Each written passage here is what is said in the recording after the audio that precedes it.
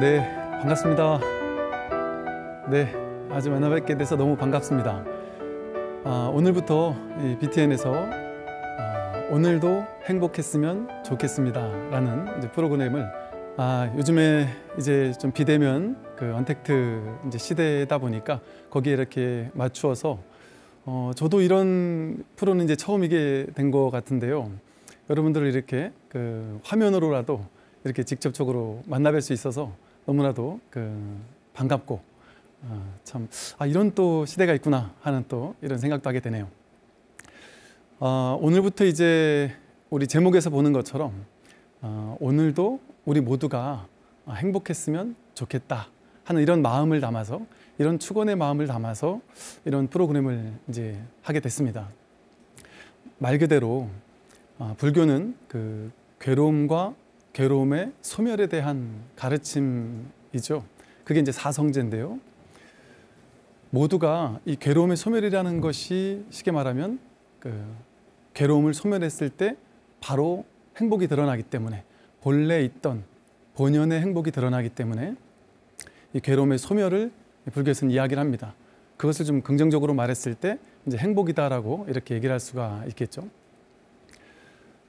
제가 오랫동안 불교 공부를 하면서 아마 여기 청취하시는 여러분들도 또 시청하시는 여러분들 모두가 비슷하실 텐데, 불교 공부를 하는 많은 사람들이 불교 공부를 처음에 나름대로의 방식으로, 또 다양한 방편으로, 또 다양한 기도도 하고 수행도 하고 이렇게 다양한 나름대로의 방식으로 공부를 합니다. 저 또한 그렇게 다양한 그 방편의 가르침을 공부를 해 왔었고요. 그랬는데 너무나도 익숙하고 이것이 불교야라고 느껴왔던 그 불교에 대한 가르침을 저도 오랫동안 공부를 했습니다. 여러분도 마찬가지일 텐데요. 어느 날 공부를 해도 뭔가 풀리지 않는 의문, 숙제, 이거 왜 이렇지 하는 의문들이 자꾸 이제 저에게 화두처럼 이렇게 왔던 그런 때가 있었습니다. 문득 어느 날 그야말로 지금까지 내가 이것이다라고 생각했던 불교는 이런 거야, 수행은 이런 거야, 기도는 이렇게 하는 거야, 이렇게 해야만 깨달을 수 있어, 이렇게 해야만 괴로움을 소멸시킬 수 있어 라고 제 스스로 틀을 정해놓고 이것이 불교야라고 정해놓았던 그 틀을 한번 의심하기 시작했습니다. 의심을 했다기보다는 내 스스로 갇혀있던 틀에서 한번 벗어나보는 경험을 한 적이 있었습니다. 불교는 우리가 대승불교의 그 가르침을 보통 보면 파사현정이라고 말을 하는데요. 삿된 것을 파하기만 하면 저절로 참된 것이 드러난다는 겁니다. 바른 것이 저절로 드러난다. 문제는 불교에서의 핵심은 삿된 것을 파하면 바른 것은 이미 드러나 있다라는 겁니다. 그것이 삶은 이대로 완전하다라고 말할 수도 있고요. 또 법화경에서는 제법실상이라고 해서 법은 실상이 완전히 우리 눈앞에 드러나 있다. 사실은 우리 모두가 완전한 행복의 가능성, 괴로움 소멸의 가능성, 자유로움의 가능성, 무한한 이 평화와 행복과 자유를 누릴 수 있는 그 모든 가능성이 사실은 우리 모두에게 이미 갖추어져 있습니다.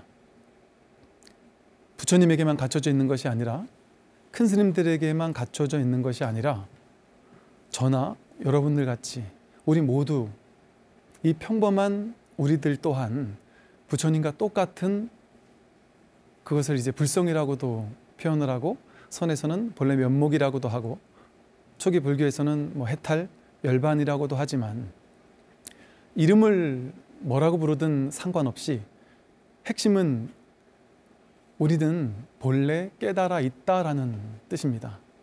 즉 완전한 행복의 가능성은 이미 구족되어 있습니다.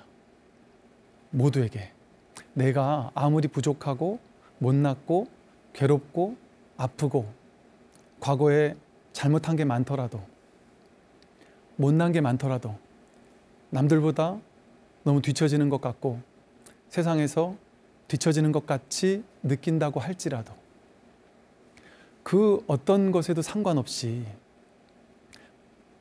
모르긴 해도 지금 제 이야기를 듣고 있다라는 이 사실이 사실은 내가 본래 부처라는 것을 증명해주고 있는 사건입니다. 사실은 우리가 지금 여기에서 완벽한 진실이 우리 앞에 완전히 드러나 있습니다. 다만 내 스스로 보지 못하는 것일 뿐이죠. 왜 못 볼까요? 분별 망상 때문에, 자기 생각 때문에, 자기 안에 자기 스스로 만들어 놓았던 분별의 생각의 습관, 그거 하나가 우리를 막을 뿐입니다. 우리 생각에는 내 바깥에 돈이 없어서, 혹은 누가 나를 괴롭혀서, 내가 성공을 못하니까, 이런 다양한 내 외부에 나의 괴로움을 만들어내는, 나의 행복하지 못하도록 만드는 요인들이 내 바깥에 있을 것이라고 우리는 지금까지 믿으면서 살아왔었죠. 과연 그럴까요? 오늘부터 이제 하게 되는 이 프로그램에서 제가 주안점을 두려고 하는 것 또한 우리 모두가 정말 행복해질 수 있다. 우리가 지금까지 너무나도 당연하게 생각하면서 내 인생은 괴로워, 나는 힘들고 고되고 나는 업장이 두터워 그래, 그런 얘기들 많이 하세요. 불자분들은 스님, 저는 팔자가 사나워서 업장이 두터워서 무슨 전생의 업장을 이렇게 많이 끌어안고 온지 모르겠습니다. 저는 너무 업장이 두터워서 저도 행복해질 수 있을까요? 저는 행복해지는 게 불가능할 것 같습니다 라고 말씀하시는 분들이 많아요. 저 또한 어찌 보면 한 20년 넘게 목탁소리라는 걸 통해서 많은 분들과 공부를 하고 또 힘든 많은 분들을 만나왔었습니다. 정말 제가 그분들의 힘들고 고통스럽고 괴로웠던 그 이야기를 듣는 것만으로도 제가 막 가슴이 저려오는 그런 때도 있었고요. 저렇게까지 힘들 수도 있구나. 사람이 저렇게 힘겨울 수도 있구나. 저 또한 막 함께 눈물을 흘리는 그런 때도 있었습니다. 그런데 제가 한 20년 그 많은 분들을 만나오고 이야기하면서 느꼈던 것은 확실하게 그 모든 괴로움은 소멸될 수 있구나. 자기에게서, 내 바깥에서, 어딘가에서 내 바깥을 향해서 쫓아나가고 추구하는 마음으로 얻는 것이 아니라 이미 자기에게 그 완전한 행복이 구족되어 있다. 이미 구족되어 있다. 이 사실이 저를 얼마나 참 행복하게 해주고 다행스럽다라고 느끼게 해주고, 또 이 사실을 많은 분들, 많은 우리 도반님들, 법우님들, 우리 신도님들을 통해서 제가 직간접적으로 보고 경험하면서 정말이구나, 우리 모두의 괴로움은 해결될 수 있구나, 그것을 느꼈습니다. 아시는 분들은 아시겠지만 제가 또 지난 20년 넘게 군승 법사로 군에서 군 장병들을 포교했었습니다. 너무나도 힘들고 괴로웠던 친구들도 많이 만나보지 않았겠습니까? 그런 친구들을 만나면서 제가 그런 젊은 친구들과 대화를 나누고, 그들은 어찌 보면 불교의 비읍자도 모르는 친구들도 많았거든요. 그런데 뭐랄까, 이 법을, 이 부처님 가르침을 불교라는 용어 쓰지 않고 그냥 삶의 이야기로서 이야기해 줬을 때 그 20대 젊은 친구들이 스스로 저도 저 친구의 저 괴로움이 어떻게 해결 가능할까? 가능할 수 있을까? 싶었던 친구들조차 거기서 나름 벗어나고 또 자유로워지고 행복해지는 모습들을 보면서 그렇지 가능한 거지. 그런 어떤 고의 소멸이 정말 가능하구나. 부처님께서 말씀하신 괴로움의 소멸이 정말 가능한 것이구나 라는 어떤 확신, 믿음, 그런 것들이 더욱더 생기기도 했습니다. 앞서서 제가 파사 현정에 대해서 말씀을 드렸는데요. 불교라는 종교는 인도에서 그 농업사회에서 상업사회로 전환되던 시기에 만들어진 종교가, 나타나게 된 종교가 불교입니다. 우리가 생각하기에는 불교하면 왠지 고리타분한 것 같고 뭐 기복적인 것 같고 또 옛날 할머니님들께서 믿으시는 그냥 기도만 하고 옛날 같고 보수적인 것 같고 뭐 이렇게 우리는 느껴오기 쉬운데요. 전혀 그렇지 않습니다. 제가 한 20 몇 년 전에 미국에 갔었을 때도 깜짝 놀랐어요. 제가 불교 신자라고 이야기를 했을 때 그 미국에 있는 많은 사람들이요, 저를 뭐 젊은 사람이 무슨 불교야 이런 눈빛으로 보는 것이 아니라 아주 그 경외감 어린 눈빛으로 바라보면서 야, 이 사람 다시 한번 보게 된달까 이런 느낌으로 저를 보는 것들을 제가 느낀 적이 있었거든요. 불교라는 종교는요, 물론 지금까지 우리가 2000년 넘게 불교의 역사가 이어왔고 또 선해 황금기 이후로도 1000년 넘게 불교 문화, 불교 전통 이런 것들이 오랫동안 이어져 왔다 보니까 우리도 사실은 그 불교 문화적인 요소 또 신앙은 사실은 좀 많이 2000년이 지나오면서 바뀌고 변화될 수 있거든요. 또 우리가 수행이라고 말하는 것, 기도라고 말하는 것들도 어쩌면 2500년 전에 부처님 당시에는 없던 것들이지만 시대의 변천에 따라서 그 방편들이 변화해 오던 그런 과정들을 당연히 겪게 됩니다. 그리고 그것이 무조건 잘못됐다라고 볼 수 없죠. 왜냐하면 불교는 본질을 놓치지 않는다면 어떤 방편도 당연히 쓸 수 있습니다. 그게 방편의 효용 가치죠. 다만 부처님께서 말씀하신 방편이 아름다운 것은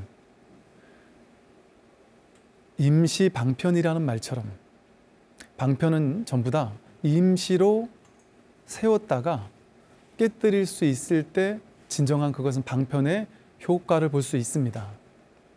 선에서는요, 그래서 입파자재라는 말을 씁니다.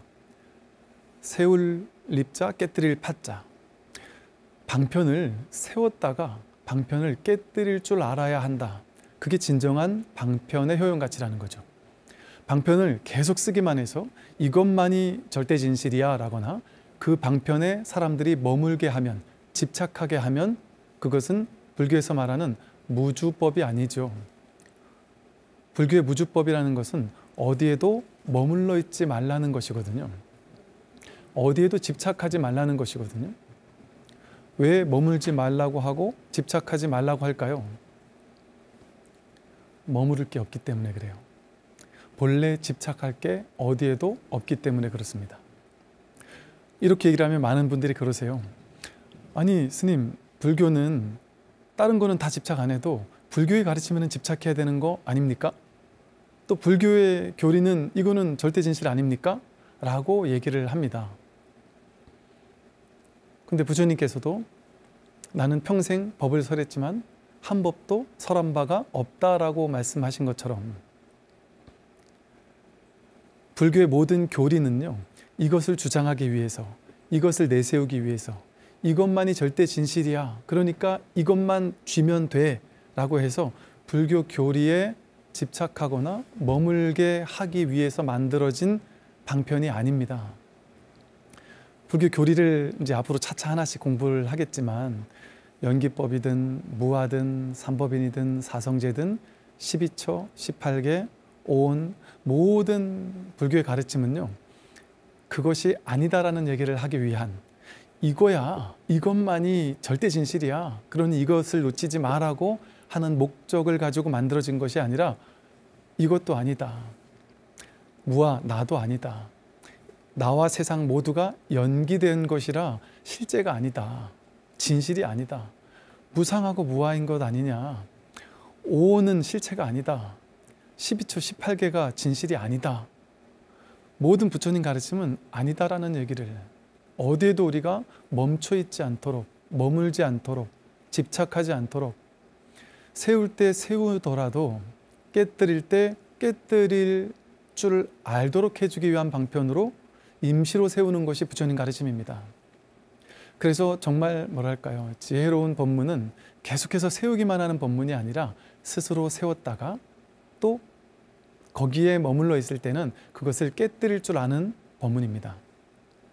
오늘 첫 강의 날에 제가 이 말씀을 드리는 이유는 뭐냐면요, 제가 이게 불교야, 이게 내가 알고 있는 수행이야, 이게 훌륭한 수행이야, 수행법 중에 이거는 옳고 저거는 틀렸어, 뭐 초기 불교는 어떻고 선불교는 어떻고 대승불교는 어떻고, 제 스스로 이건 옳고 저건 틀려, 이 수행법은 좋은데 저 수행법은 별로야 라고 취사 간택하면서 공부를 해왔더란 말이죠.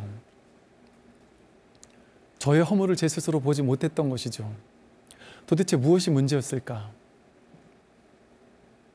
문득 제가 진리라는 이름으로, 불교라는 이름으로 취하고 있었구나, 취사 간택하고 있었구나, 이건 진리야라는 마음으로 취하고 저건 비진리에 가까우라는 마음으로 버리고 있었구나, 그리고 거기에 과도하게 치우쳐 있었구나라는 사실을 보게 되었습니다. 그러면서 이제 제가 막혔던 부분들이 하나하나 풀리기 시작하더군요. 제가 오늘 첫째 날인데 이 말씀을 드리는 것은 왜 그럴까요?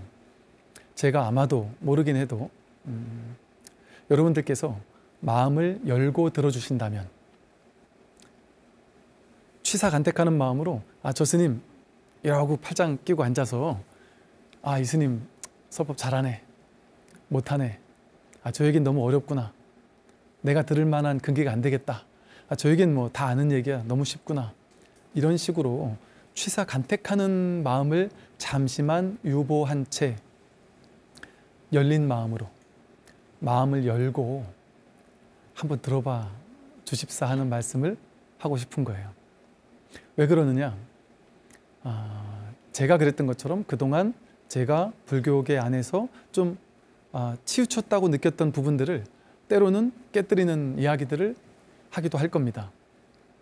내가 세워놨던 사람들이라면 이것이 깨뜨려지지 않고서는 괴로움의 소멸은 쉽지 않습니다.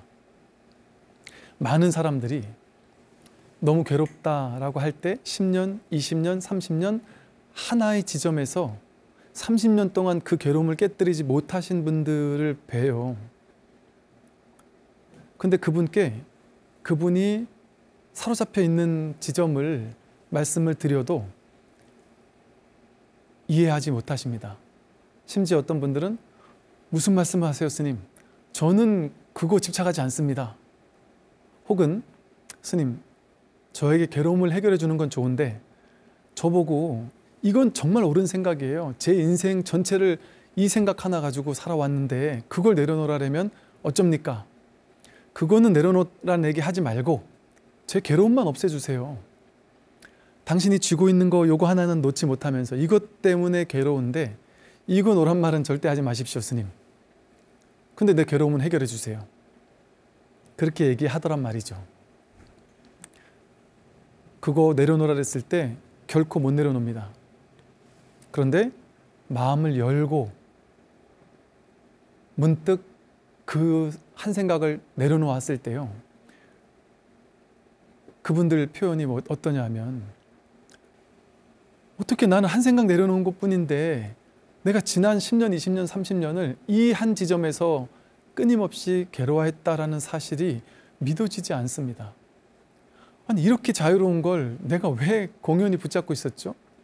붙잡을 만한 가치가 있다라고 굳게 믿었었는데 지금 보니까 제 생각이었네요.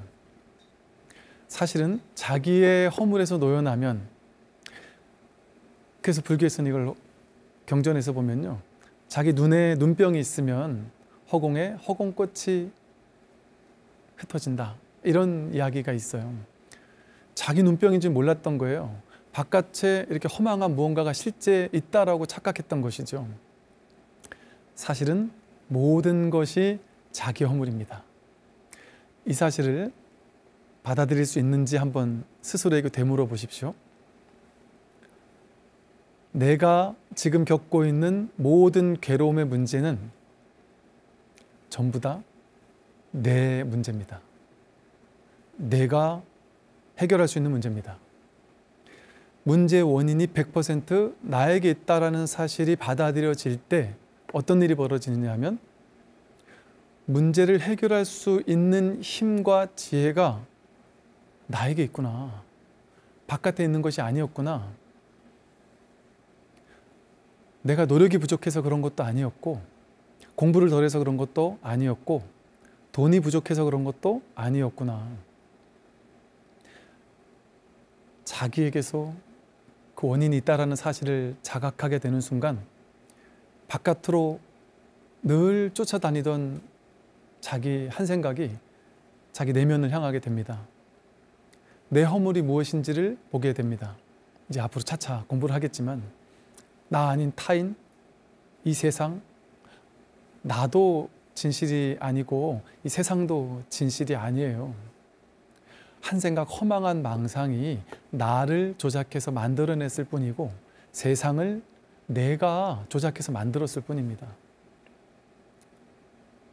내가 부모님이 나를 낳게 해줘서 나는 부모님 뱃속에서 태어났는데요? 아닙니다. 자기 마음 하나에서 한마음 일심이라고 하는, 본래 면목이라고 하는 자기 마음 하나에서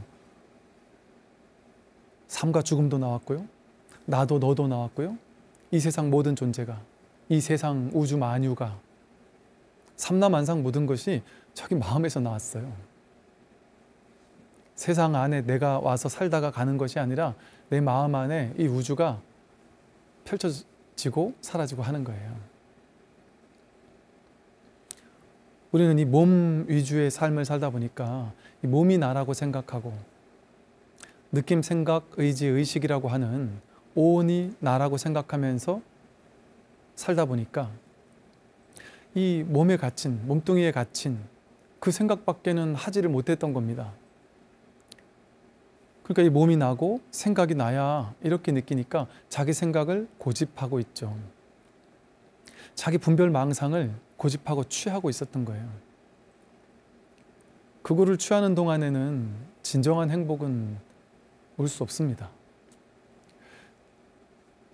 아까 말씀드린 것처럼 첫째는 마음을 열고, 오픈 마인드, 마음을 활짝 열고 내가 이 진실에 정말 간절히 목말라 해보겠다. 여러분, 그 일체유심조라는 말이 사실은 그런 말은 아니지만 우리가 마음 내는 대로 이루어진다, 뭐 이런 얘기 좋아하잖아요. 마음 내면, 이걸 마음 공부라고 하는 이유가 그렇습니다. 마음 내면 마음 내는 대로 이루어져요. 어떻게 마음을 내야 될까요? 마음에서 내가 정말 이 괴로움의 문제를 해결해 봐야 되겠다라는 간절함이 있어야 됩니다. 수행법의 핵심이 무엇입니까? 물어봐요. 여러분, 금강경 공부를 많이 하시는데 금강경에 연불해라, 독경해라, 독경이라는 건 있죠.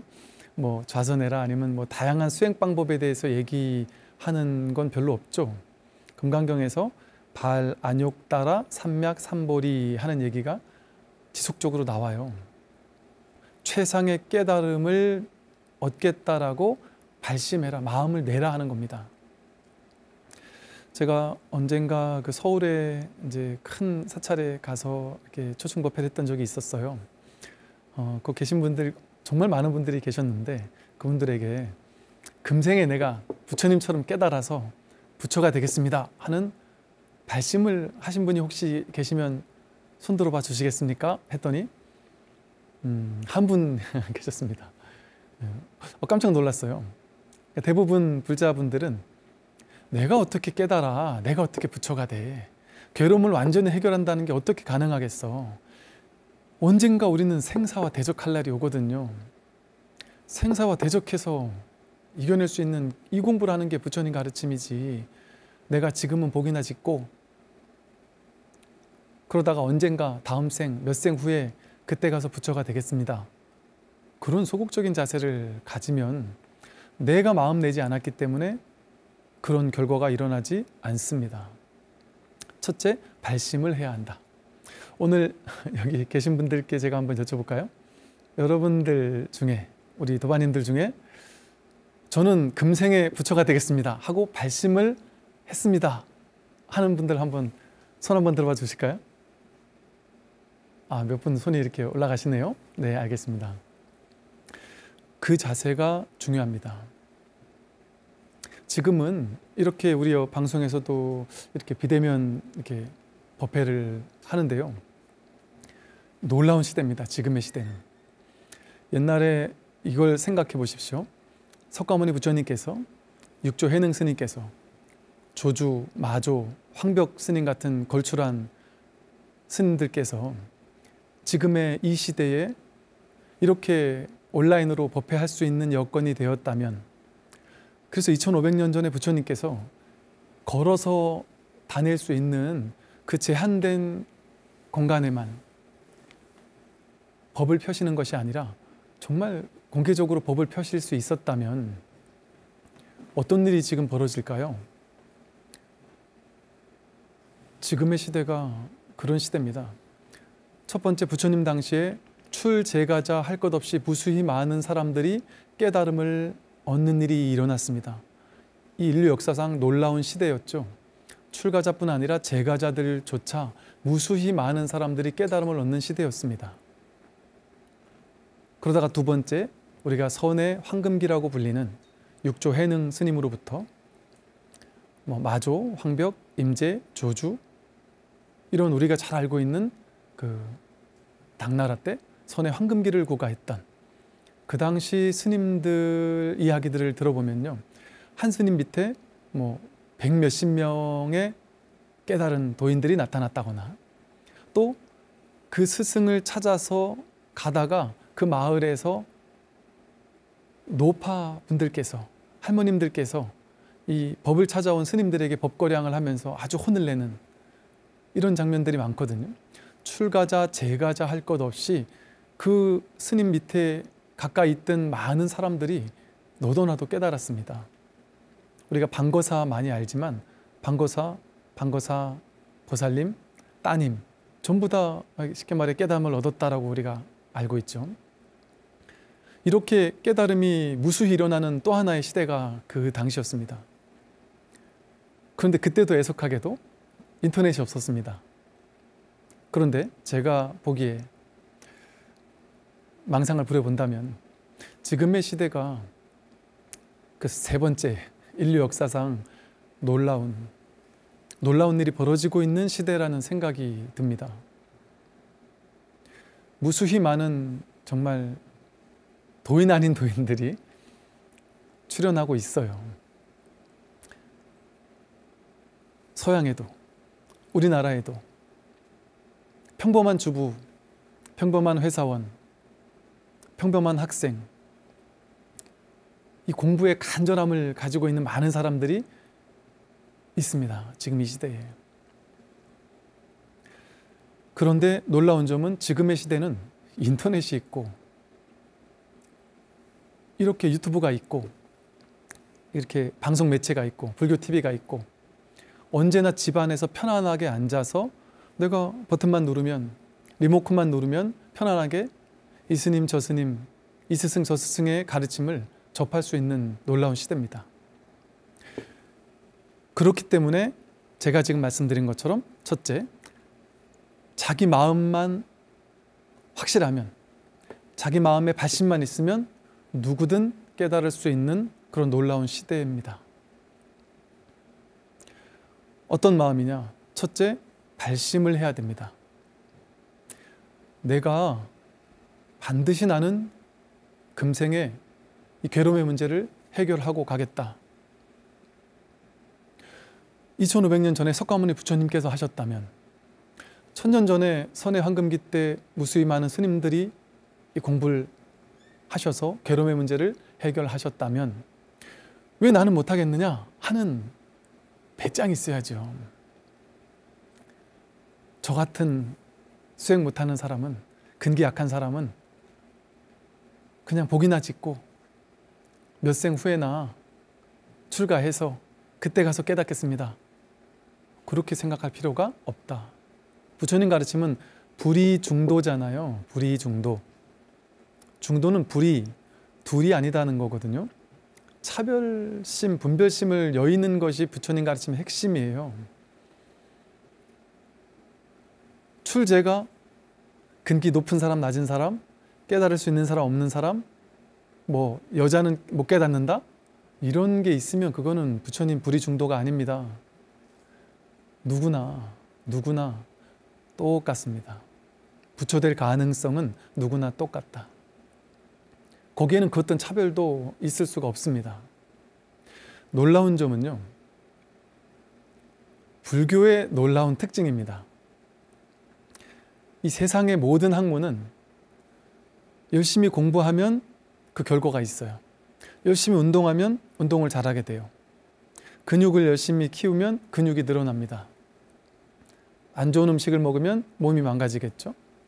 인과법으로 진행이 되죠. 타고난 게 좀 있어야 돼요. 공부 잘하는 사람 머리가 좀 있어야 좋은 대학을 가고 공부를 잘해요. 운동신경이 조금은 타고나야 운동을 잘할 수 있습니다. 그런데 딱 하나 이 마음 공부만은, 이 마음 공부라고 제가 얘기를 했지만 부처님 가르침이라고 했지만 조금 넓게 얘기를 한다면 이 불교 공부, 마음 공부는 불자만 하느냐? 아닙니다. 제가 유튜브를 하면서 깜짝 놀라는 것이 심지어 타종교 성직자분들, 타종교 신도님들은 막 너무 많고요. 정말 많습니다. 그런 걸 보면서 지금의 시대는 정말 놀랍게 이게 열리는 시대구나. 어떤 과거에 제한된 틀, 이것만이 네 편 내 편 둘로 나눠놓고 그 중에 하나만 취하는, 그래서 편가르기식의 이런 시대가 아니구나. 마음이 열린 사람들이 이렇게 많은 시대이구나. 쉽게 말해 깨달을 준비가 되어 있는 사람들이 이렇게 많구나라는 사실에 제가 깜짝깜짝 놀랍니다. 불교는 불교만을 위한 종교 이런 것이 아니에요. 일체 중생을 구제하는 가르침이죠. 일체 중생이 괴로움에서 벗어나는 것이 불교의 주 관심사지, 불교 신자 늘리는 게 주 관심사가 아닌 것이죠. 괴로움에서 벗어날 수 있느냐, 이게 가장 중요한 핵심 키포인트입니다. 어떻게 하면 괴로움에서 벗어날 수 있느냐? 괴로움에서 벗어나야 되겠다라는 스스로의 강한 다짐이 있어야 됩니다. 이걸 발심이라고 한다 그랬어요. 첫째, 강한 발심을 하시면 됩니다. 발심 안 하면 안 됩니다. 발심하면 왜 될까요? 이 세상은 내 마음, 네 마음 따로 떨어져 있지 않아요. 세상은 온통 한 마음입니다. 내가 마음 하나 발심을 하면 이게 온 우주 전체와 내가 둘이 아니에요. 부처님 마음과 내가 둘이 아니고 스승의 마음과 내가 둘이 아니에요. 여러분들 간절하게 괴로움에서 벗어나겠다고 발심하는 사람은 문득문득 채널을 돌리다가 부처님 가르침을 만나게 돼요. 하다못해 도서관이나 서점에 가서 책을 훑어보다가도 나를 깨어나게 하는 책을 만나게 됩니다. 왜 만날까요? 내가 발심이 있었기 때문에. 발심이라고 하니까 불교 전용 용어 같은데 쉽게 말하면 내가 지금 괴로울 때 괴로운 이 현실에서 벗어나야 되겠다라고 하는 간절한 마음이 있는 사람은 됩니다. 마음으로 하는 공부거든요. 내가 이 마음에서 이 괴로움에서 벗어나야 되겠다라는 간절한 마음이 있으면 이거는 반드시 되는 공부입니다. 그래서 첫 번째는 발심을 해야 된다는 것이고요. 발심만 했다고 무조건 되지가 않는 이유는 무엇이냐 하면 우리 생각의 습성이, 분별심이라고 해서 우리 생각의 습성이 기존에 내가 옳다고 여겼던 그 생각들을 취하고 있어요. 집착하게 됩니다. 옳다 그르다라고 나누어 놓고 옳은 것만을 집착하고요. 이거는 불교고 저거는 올바른 불교가 아니야 라고 자기 스스로 만들어 놓은 틀에 갇혀 있습니다.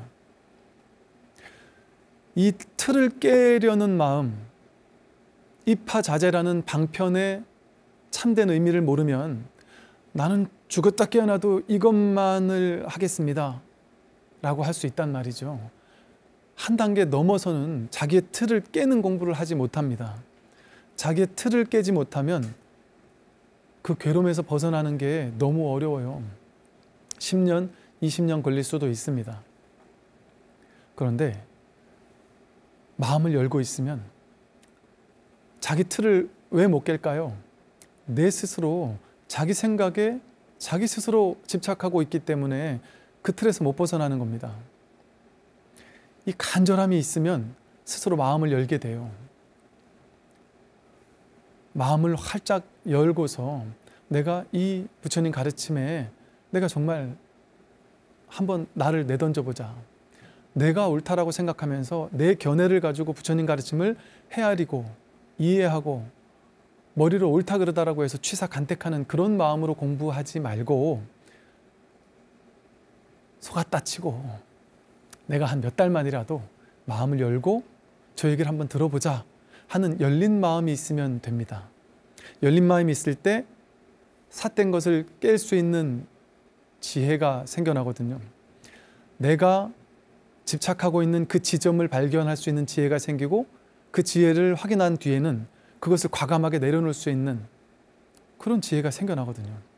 그래서 어찌 보면 물론 안 그런 분들도 많지만 불교 공부를 오래 한 사람들이 오히려 그 틀을 깨주기 위한 얘기를 했을 때 이 얘기를 잘 안 듣기 쉽습니다. 내가 옳다고 생각하는, 불교는 이런 거야 라고 생각하는 자기만의 틀이 있거든요. 그 틀을 못 내려놔요. 그 틀을 내려놓지 못하면 자기가 그 틀에서 한 발 벗어나기가 쉽지가 않습니다. 그래서 마음을 활짝 열고, 여러분들께서 제가 어떻게 여러분들에게 100% 확신을 드릴 수는 없을 수 있겠지만 저는 좀 그런 이제 자신감이랄까요? 부처님 가르침에 대한 자신감이 있습니다. 부처님 가르침을 공부를 해보니까 자신이 마음을 열지 않으면 아무리 제가 석가모니 부처님께서 와서 얘기를 해줘도 안 될 거예요. 마음을 닫고 있으면. 그래서 이 두 가지 마음을 오늘 첫째 시간인데요. 여러분들께 말씀을 드립니다. 첫째, 내가 금생에 깨닫겠다. 깨닫겠다가 너무 거창하다면 깨달음 필요 없습니다. 깨달음이라는 것도 사실 하나의 방편의 말일 뿐이에요. 괴로움의 문제를 해결하겠다. 왜 그럴까요? 우린 누구나 100년도 안 되는, 100년까지 갈 거 없죠. 우리 여기 화면에 계시는 많은 분들이 몇 년 후면 이 세상에 절 포함해서 다 없을까요? 모르긴 해도 한 50년 이내에 우리가 다 이 몸뚱이는 사라지지 않을까요? 언제가 될지 몰라요. 이 생사와 대적할 날이 멀지 않았을 수 있습니다. 그러나 언젠가 나한테 오겠어 설마? 한참 걸리겠지. 그렇게 빨리 내가 죽겠어? 내가 그렇게 갑자기 말기 암 판정을 받거나 갑자기 무너지거나 이런 일이 생기겠어? 지금 나는 아직 젊은데? 아직 건강한데? 우리는 전부 다 시한부 인생이에요. 50년 이거 길다고 생각하지만 시간이라는 것 또한 자기 생각에 만든 환상이거든요. 지금뿐이에요. 지금뿐. 오로지 지금뿐이라서 언제 발심을 하느냐? 지금 발심을 해야 됩니다. 신기한 점은 내가 발심을 하면, 내가 마음을 내면 내 마음이 온 우주 법계 전체와 둘이 아니기 때문에 내가 간절하게 발심을 하면 우주 전체에서 응답을 해요. 응답을 합니다. 왜? 세상이 나와 다르지 않기 때문에, 둘이 아니기 때문에. 간절한 마음을 일으키면 그 간절한 마음에 이 세상에서 막 응답을 합니다. 스승을 나에게 가져다 주고, 좋은 책을 가져다 주고, 깨달음을 가져다 주고, 내 괴로움의 원인을 제거할 수 있는 인연을 가져다 주는 일이 벌어져요. 분명히 그런 일이 생겨납니다. 그래서 우리 오늘 첫째 날인데, 첫째, 간절한 발심으로 나의 괴로움의 문제를 반드시 내가 해결하고 금생은 내가 가겠다. 죽음이 닥쳐오기 전에 내가 이 괴로움의 문제를 진지한 마음으로, 간절한 마음으로 해결하고야 말겠다라는 간절한 발심. 그리고 그 발심 위에 열린 마음으로, 갇힌 마음이 아닌, 불교는 이런 걸 거야 라고 이렇게 제한한 마음이 아닌, 방편을 세울 때도 있지만 그 방편을 깨뜨릴 줄도 알고 내가 갇혀있는 곳에서 뚫고 나갈 줄도 아는 그런 열린 마음. 이 두 개 다 마음이죠. 마음. 이건 마음 공부라서 그렇습니다. 막 열심히 수행해야만 되는 것이 아니에요. 지금 여기에서 마음을 내면 됩니다. 누구에게나 가능한 공부가 이 마음 공부고 이 부처님 공부예요. 아마도 코로나 이후로 더 많은 사람들이 좀 집에 계시는 시간이 좀 늘어나고 하다 보니까 평소에는 종교에 관심이 없던 분들이나 또 우교 내지는 심지어 타 종교를 가지고 있는 분들조차도 처음에는 뭐 인문학적인 소양으로서 공부를 시작하다가 또 다양한 종교를 한번 들어볼까 하는 마음으로 듣다가 혹은 또 요즘에 어떤 뭐 뉴에이지라든지 뭐 다양한 그 명상, 뭐 범영성 관련된 이런 분야에 관심을 가지기 시작했다든지 혹은 이제 마음이 힘들고 요즘에 뭐 많은 사람들이 우울증이나 공황장애 같은 것도 많다고 하던데요. 그렇게 내면적으로 좀 힘든 부분들을 어떻게든 좀 해결했으면 좋겠다 하는 마음으로 좀 이렇게 마음 치유랄까요? 이런 어떤 인문학적인 또는 심리학적인 방법으로라도 치유할 수 있는 방법이 없을까 하는 것들을 찾아서 다양한 매체에서 이렇게 다양한 강의들을 찾아 듣다가 이렇게 마음 공부를 하는 분들도 많이 계시는 것 같더라고요. 그런데 어떻게 이 마음 공부를 시작하게 됐든 또 얼마나 불교 공부를 많이 했던 이제 그것과 상관없이 공부를 시작했는데 좀 뭐랄까 마음 공부를 시작했으면 좀 순일하게 뭐랄까요 이렇게 진도가 좀 탁탁 나가야 되고 또 내가 괴로움이 해결이 딱 삶에서 괴로움 해결이 돼야 되죠. 직접적인 실천이 돼야 되죠. 그리고 좀 힘들고 괴로웠던 문제들이 분명하게 좀 소멸되어져 나가야 되죠. 그게 이 공부의 효능이고 분명히 이 공부는 이 마음 공부는 그렇게 그 일주일 공부하는 것, 한 달 공부하는 것, 6개월 공부하고 1년 공부하고가 날마다 다르게 공부에 좀 이렇게 진척이 있어야 합니다. 만약에 내가 이 공부에 대한 진척이 좀 없다면 뭐가 내가 좀 잘못된 것은 혹시 아닐까? 어떤 좀 자세가 잘못된 것은 아닐까 하는 점도 좀 돌아볼 필요가 있습니다. 물론 이제 그 참 잘 안 된다라고 지지부진하다라고 하는 데는 좀 여러 가지 이유가 있을 수도 있겠지만 오늘은 이제 제가 가장 기본적인 것 그래서 이것이 좀 안 돼 있을 때 공부에 좀 방해가 된달까요? 그러기가 쉽습니다. 그래서 이제 그 아주 쉬운 얘기를 좀 해보려고 하는데 오늘 아마 들으시는 분들도 여러 번 들은 얘기기는 하시겠지만 이 법문을 들을 때는요 아마도 제가 앞으로 계속 어떤 강의를 하든 어떤 법회를 하든 여러분들이 난생 처음 들어보는 얘기는 아마도 그렇게 많지는 않을 겁니다. 왜냐하면 이 부처님 가르침은 뭐 지식을 늘리는 공부도 아니고요. 뭔가 맨날 이렇게 새로운 얘기를 해야 되는 공부도 아니고 어쩌면 늘 처음부터 끝까지 같은 얘기뿐이에요. 이 불이법이라는 이 마음법이라는 이 법 하나, 진실 하나, 내가 누구냐, 진리가 무엇이냐라는 어떤 이 하나의 단순한 공부이기 때문에 늘 같은 얘기를 할 수밖에 없습니다. 그럼에도 불구하고 내가 들을 때 듣는 자세는 다 아는 얘기야. 이미 들었던 얘기야. 하는 마음으로 들으면 이제 이 공부는 쉽지 않습니다. 난생 처음 듣는 것처럼 사실은 같은 얘기를 하더라도 어제 듣는 것과 오늘 듣는 것, 1년 전에 들은 것과 또 지금 듣는 것은 전혀 달리 들릴 수밖에 없습니다. 완전 새로운 이야기예요, 사실은. 그런데 우리 머리는 자동적으로 내가 이미 들었던 거다라는 생각을 가지게 되면 새롭게 듣지 않고요.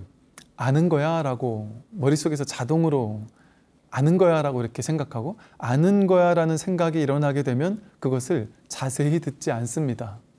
왜 그럴까요? 이미 아는 거니까. 그러니까 이 분별의 세계에서는 아는 것을 더 공부할 필요가 없잖아요. 근데 이 마음 공부의 세계는 이 머리로 아는 것과 직접 이것이 삶에서 체험되고 구현되는 것과는 전혀 다른 문제죠. 그래서 오늘 제가 드리는 이 이야기가 되게 쉬운 얘기지만 이게 제대로 안 돼 있으면 공부에 진척이 어렵습니다. 이게 뭐냐면 과거에 대해서 우리는 많이 얽매여 있기 쉽거든요. 이미 지난 과거에 얽매여서 뭐 죄의식을 느낀다든지 아니면 옛날에 그때는 참으로 좋았는데 그때는 내가 참 잘 나갔었는데 그때는 참 뭔가 내가 공부도 되는 것 같고 뭔가 세상에서도 인정받고 이렇게 참 좋았는데 지금은 내가 이것밖에 안 되는구나 라고 느낀다든지 하여간 과거에 얽매여 있는 생각들. 근데 그 가운데도 이 죄에 대한 부분, 죄의식에 대한 부분, 내가 살아오면서 잘못을 저질렀던 부분들, 그런 것이 있다는 얘기를 하는 거 아니에요. 그것이 있으면 그게 장애가 된다라는 얘기를 하는 것은 아닙니다. 사실은 누구나 죄가 없을 수가 없어요. 예를 들어 불교에서 부처님께서 죄 지은 사람은 다 잘못됐다. 죄 지은 사람은 마음 공부하기 힘들다. 과거에 죄를 많이 지은 사람은 이 공부 못한다. 그것이 바로 장애가 된다라고 했다면 여기 저를 비롯해서 여러분 모두가 우리 모두가 이 공부할 수 있는 자격이 있을까요? 없을 겁니다. 근데 저는 부처님의 생애라든지 이런 다양한 가르침을 보면서 상당히 놀라운 점들이 있어요. 이 세속의 가르침과는 좀 다른 놀라운 점이 있습니다. 이 세속의 가르침은요, 공부를 잘하려면 좀 어느 정도 공부머리가 타고나야 돼요. 운동을 잘하려면 좀 타고난 운동신경이 좀 있어야 됩니다. 뭐든지 그 분야에 좀 이렇게 좀 적성, 좀 타고난 부분이 있어야 되거든요. 그런데 이 출세간이라는 이 마음 공부 딱 하나, 이 공부만은 아무런 적성도 필요 없고 아무런 능력도 필요 없고 심지어 이 불교 공부를 오래 했느냐 적게 했느냐조차 필요가 없습니다. 누구에게 완전하게 평등하게 열려있는 공부가 바로 이 공부다. 이 타고난 적성이 필요가 없는 이유는 뭐냐 하면 내가 없는 불성을 만들어내려고 하거나 내가 나도 모르는 진리를 조작해서 만들어서 깨달으려고 한다면 열심히 만드는 사람은 빨리 만들겠죠. 열심히 노력하는 사람은 빨리 깨닫겠죠. 그런데 이 공부는 그런 공부가 아니라 완벽하게 갖추어져 있다라는 공부예요. 내가 본래 부처다. 이거는 그냥 불교에서 하기 좋은 말이지 불교의 모토 같은 말이던데 지금 이대로 부처다라는 얘기, 아, 나 이게 찌긋찌긋하다.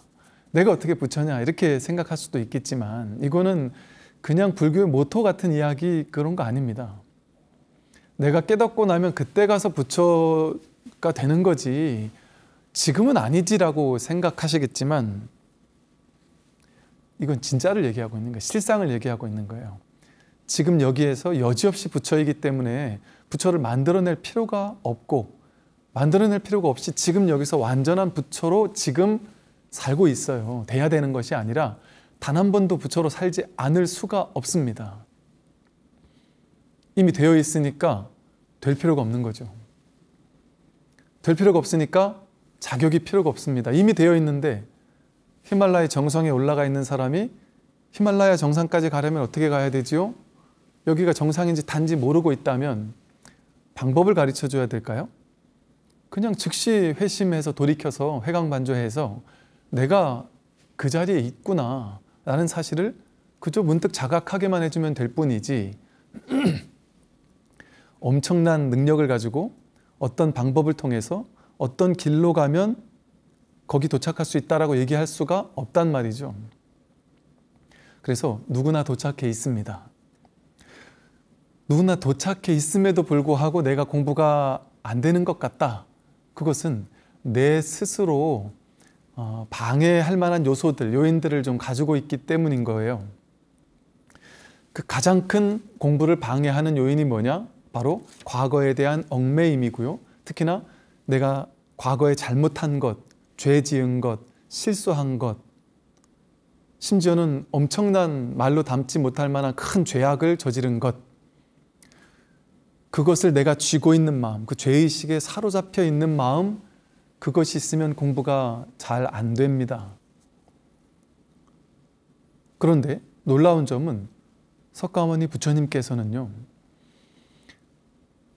그야말로 앙굴리마라 같이 999명이든지 99명이든지 그렇게 많은 사람을 죽였던, 우리 주변에서는 도저히 한번 상상할 수조차 없을 만큼의 큰 죄인인데도 불구하고 그가 와서 법을 알려달라고 한 것도 아닌데 부처님이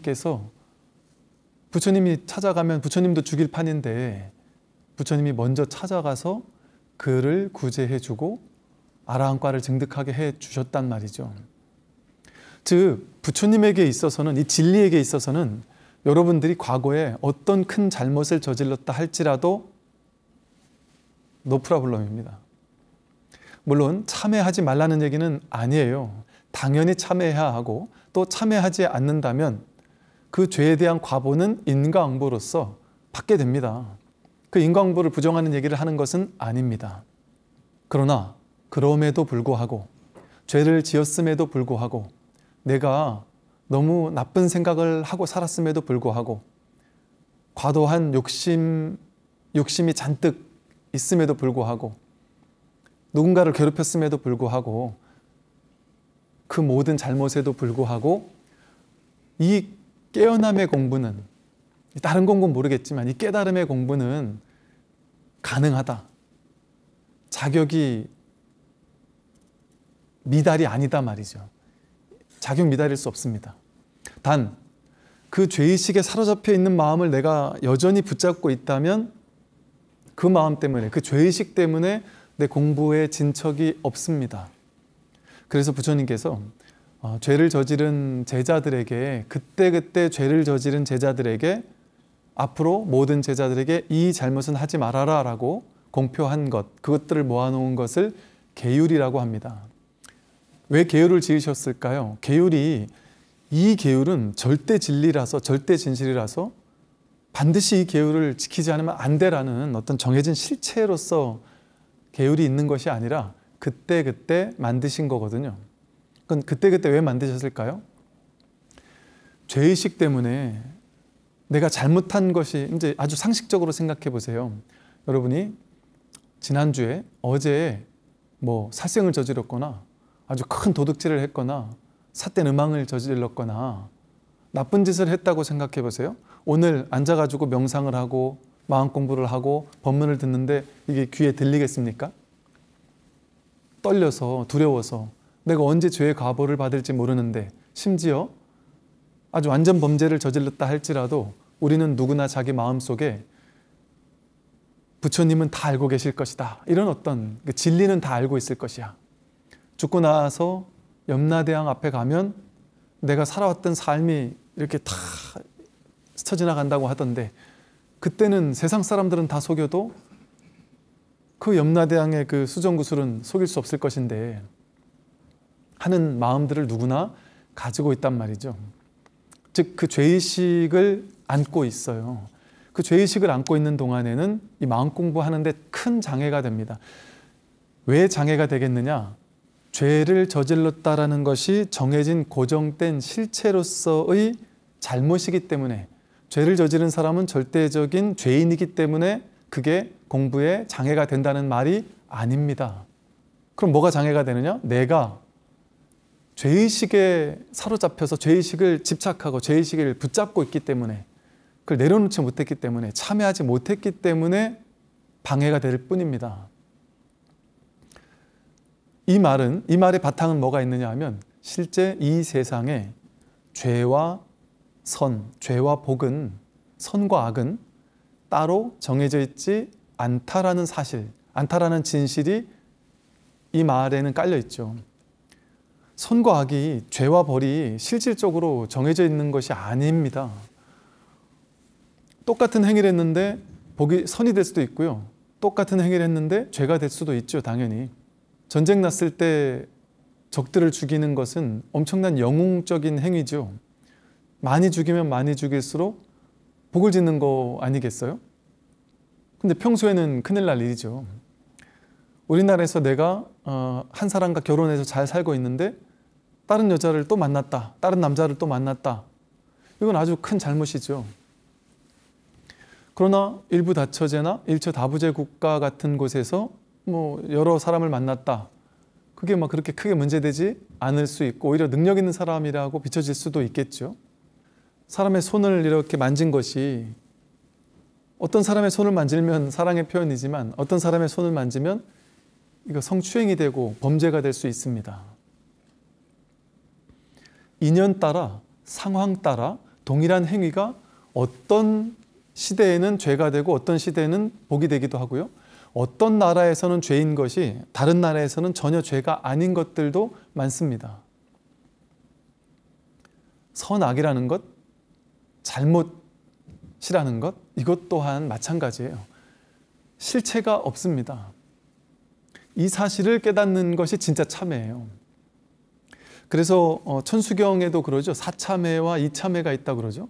사참회는 부처님 제가 잘못했으니까 이것을 참회합니다. 참회합니다 하고 절을 하면서 참회를 하거나, 참지업장 12존불의 부처님의 참회를 도와주시는 부처님들의 명호를 외우는 걸 통해 참회를 하거나, 또 절을 하면서 참회를 하거나, 시박 참회 하나하나를 이렇게 독송하는 걸 통해서 참회를 하거나, 이런 다양한 방법을 통해서 현실적으로 제가 참회합니다 하는 마음을 일으키는 것, 그걸 이제 사참회라고 하는데요. 그거는 진짜 참회는 아니라는 소리입니다. 그것도 당연히 방편으로 해야 되고, 그렇게 했을 때도 참회가 되기는 하지만, 진짜 참회는 뭐냐?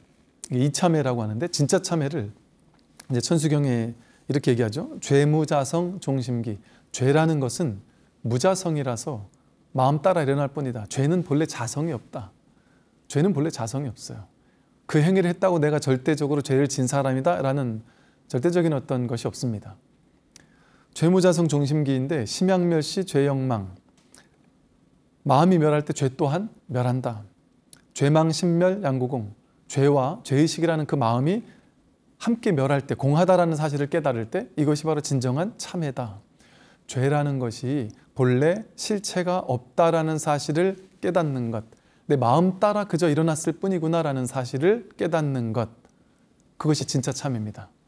왜 그럴까요? 그렇게 참회를 하게 되면, 그 전에 사참회에서는 참회합니다, 참회합니다 라고 말은 했지만, 어떤 분들은 그러시거든요. 스님, 제가 죄 지은 게 많아서 저는 죽을 때까지 참회하겠습니다. 죽을 때까지 참회해도 다 참회를 못하기 때문에 저는 참회 기도를 죽을 때까지 하겠습니다. 이렇게 얘기를 하세요. 그럼 제가 그럽니다. 큰일 난다. 죽을 때까지 참회 기도 하시는 그런 마음 가지면 안 됩니다. 죽을 때까지 참회 기도 안 하셔도 됩니다.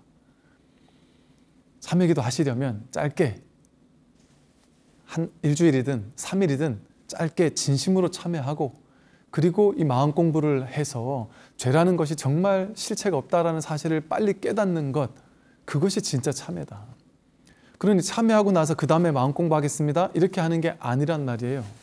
마음 공부가 바로 진짜 참회예요. 마음 공부를 통해서 지혜를 증득한다면 그것이야말로 진정한 참회여서, 일체 모든 죄업이 내가 이 사실을, 이 공의 진실을 깨달을 때 진짜로 사라지는 거예요. 달마 스님께서 오성론에 이제 이런 말씀을 하세요. 어리석을 때는 죄가 있지만 깨달을 때는 죄가 없다. 죄의 자성이 공하기 때문이다. 어리석을 때는 죄가 없는데도 죄를 보고 깨달을 때는 죄가 있어도 죄가 없다. 죄에는 처소가 없기 때문이다.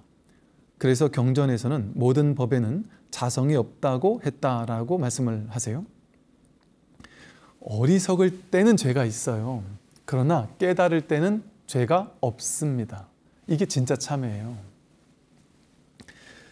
어리석을 때는 죄가 없는데도 죄를 봐요. 그러니까 우리가 어리석으면요, 자기가 죄 지은 게 아닌데도 내가 죄 지었다라고 생각하고 죄의식에 사로잡혀서 그 죄가 나의 발목을 잡습니다. 과거에 얽매여 살게 돼요, 우리가. 근데 깨달을 때는 심지어 죄가 있어도 죄가 없습니다. 깨달을 때는 죄가 있어도 죄가 없다. 그래서 내가 이 진실을 깨닫느냐 깨닫지 못하느냐가 문제예요. 그래서 여러분들이 마음 공부를 하실 때 죄의식을 비롯해서 내가 과거에 해왔던 모든 잘못들, 모든 실수들, 모든 죄책감, 미워하는 마음, 물론 할 수 있다면 부처님께 참회하고 또 할 수 있다면 그 사람에게 직접 가서 죄를 고백하고 미안하다고 말하고 할 수 있다면 최선을 다해 그것이 먼저겠죠. 그러고 나면 내 마음이 용서를 받고 나면 내 마음이 고요해지잖아요. 죄의식이 저절로 놓아지거든요. 그것이 가장 좋은 방법이겠죠.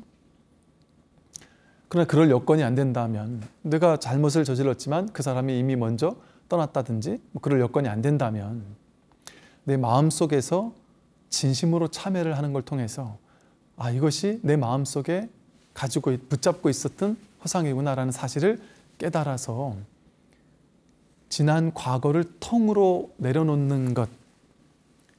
그래서 과거에 좀 미진함, 찝찝함 이런 게 없어야 돼요.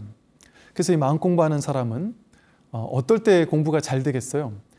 내가 지난 과거를 돌이켜 봤을 때, 지난 내 살아온 삶을 돌이켜 봤을 때, 내가 이제 큰 죄의식이 없구나. 내가 막 큰 마음에 실수 같은 미진함, 찜찜함이 없구나. 있더라도 그것을 내가 참여했기 때문에 그래도 많이 비웠구나. 그리고 또 한편으로 지나온 모든 사람들과의 관계에서 내가 막 그렇게 미워하는 사람이 이제 내가 좀 없구나. 막 좋아 죽겠어서 이러는 사람도 없지만 막 싫어서 미치겠는 사람도 내가 별로 없구나. 이런 게 공부의 자세입니다. 공부하기 아주 적절한 사람이에요. 미진함이 뭔가 과도한 집착이 없는 사람. 죄의식에 집착하는 것도 과도한 집착이거든요. 그래서 내가 흔적을 남기지 않는 사람이죠. 쉽게 말하면. 흔적을 남기게 되면, 죄의식을 남기게 되면 언젠가 반드시 그 과보를 받아야만 그게 사라져요. 근데 털고 간단 말이죠. 잘못한 게 있으면 그 자리에서 털고 가는 게 가장 좋은 일이다. 미진함을 남기지 않으니까. 그럼 점점 더 가벼워지니까 점점 공에 가까워진단 말이죠. 이렇게 되면요, 삶이 정말 가벼워지는구나라는 것을 느끼게 돼요.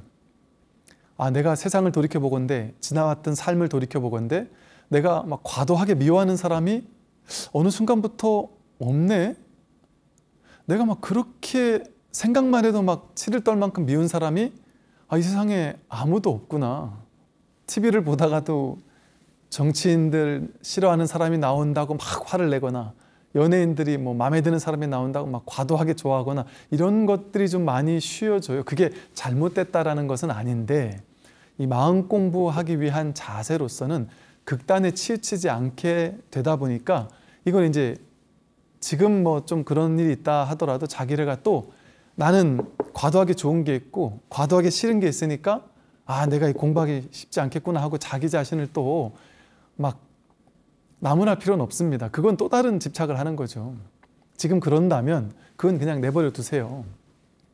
내가 지금 어딘가에 집착하고 있다면 그건 그냥 단죄할 필요 없이 내버려 두란 말이죠.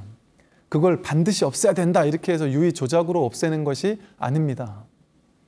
그러니까 이 공부는 새 속에 있는 하나하나의 문제를 전부 다 붙잡아서 소멸시키고 문제를 없애고 이렇게 하는 공부가 아닙니다. 그렇게 하는 공부였다면 우리에게 있는 얼마나 많은 집착이 있고 우리에게 있는 얼마나 많은 문제가 있으며 우리에게는 얼마나 많은 풀어야 할 인생의 숙제들이 많습니까? 사람들과의 관계에서도 풀어야 될 인연이 얼마나 많겠어요. 자식도 아직 다 키우지 못했으니까 자식에 대한 애착 이거 떼기 쉽지 않습니다.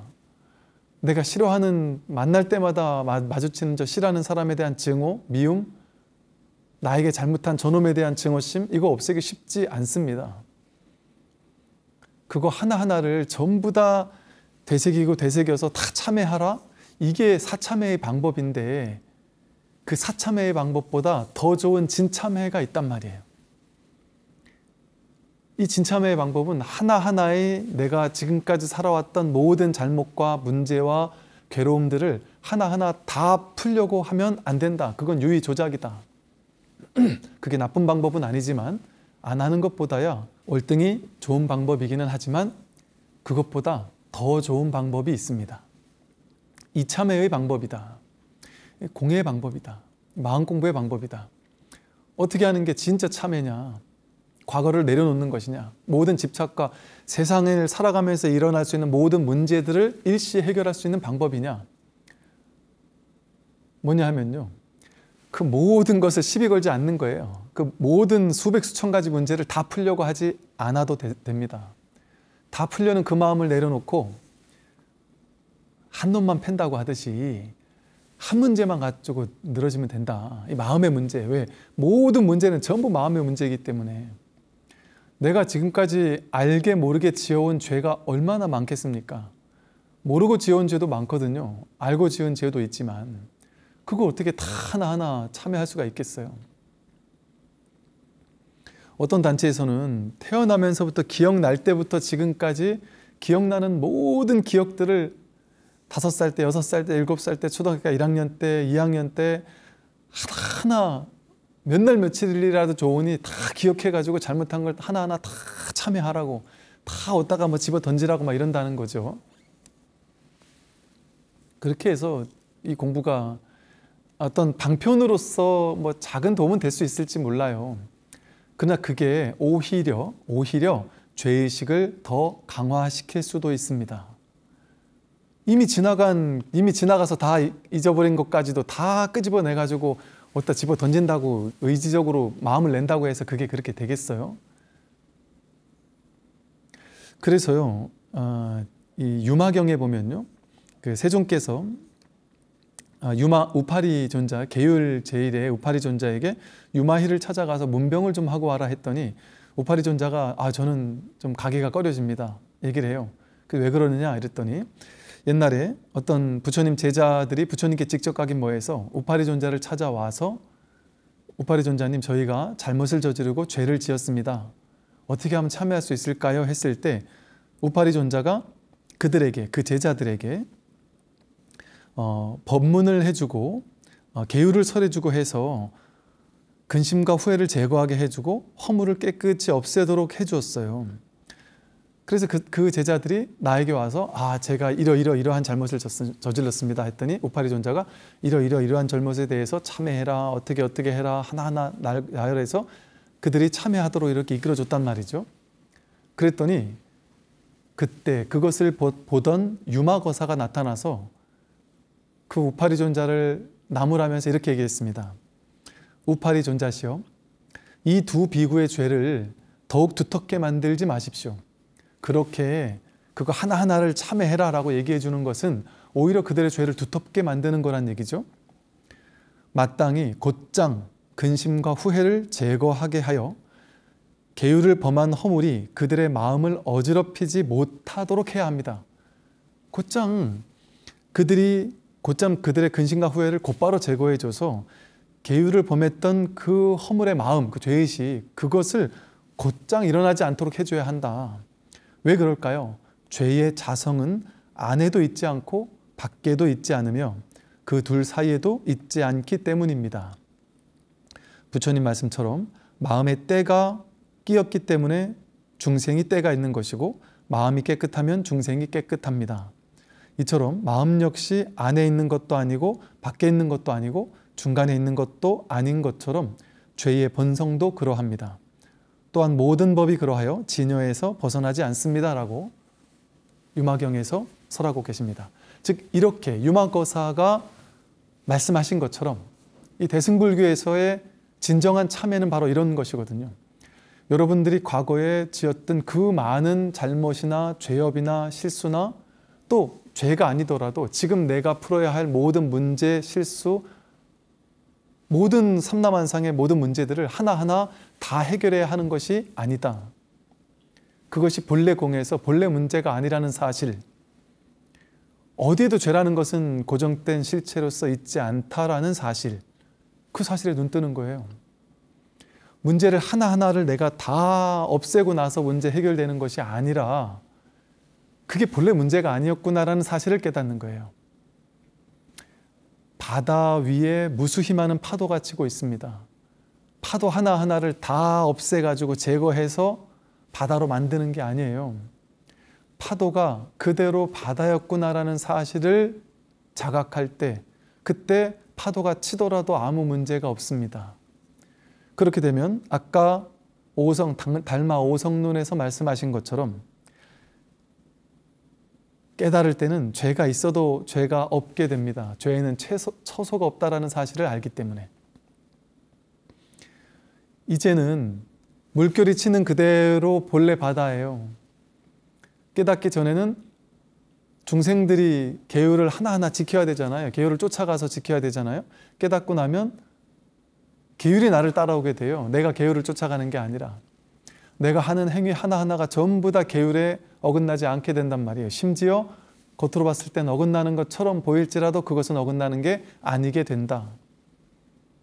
그러니까 불교에서는 계차법이라고 해서 열고 닫을 줄 알아야 한다. 계율을 범할 줄도 알아야지만, 지킬 줄도 알아야 하지만 범할 줄도 알아야 한다. 열고 닫을 줄 알아야 한다라고 얘기하고 있습니다. 이 점이 이 마음 공부하는 데 있어서 아주 중요하다는 것이죠. 그래서 이 마음 하나로 붙들고 들어가는 것이 마음 공부예요.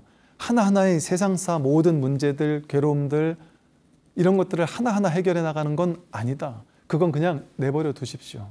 Let it be. 그냥 놔두세요. 놔둬도 좋다. 왜 놔둬도 좋을까요?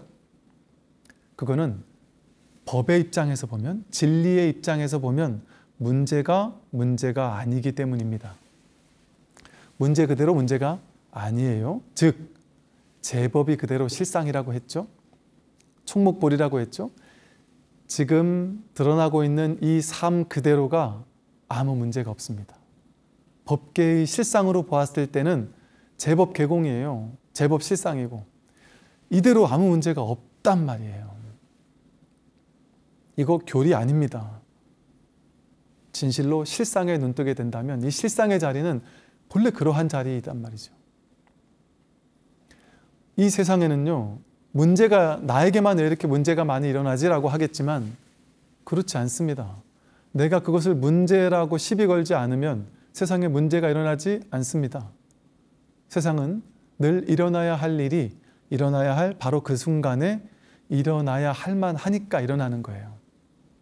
괴로운 일이 일어나는 것조차 그 괴로운 일이 일어나는 걸 통해서 작게는 내 업장을 소멸시킬 수도 있고 또 크게는 내가 그것을 통해서 괴로움에서 벗어나는 발심을 하게 될 수도 있기 때문에 그 어떤 이유인지 모르겠지만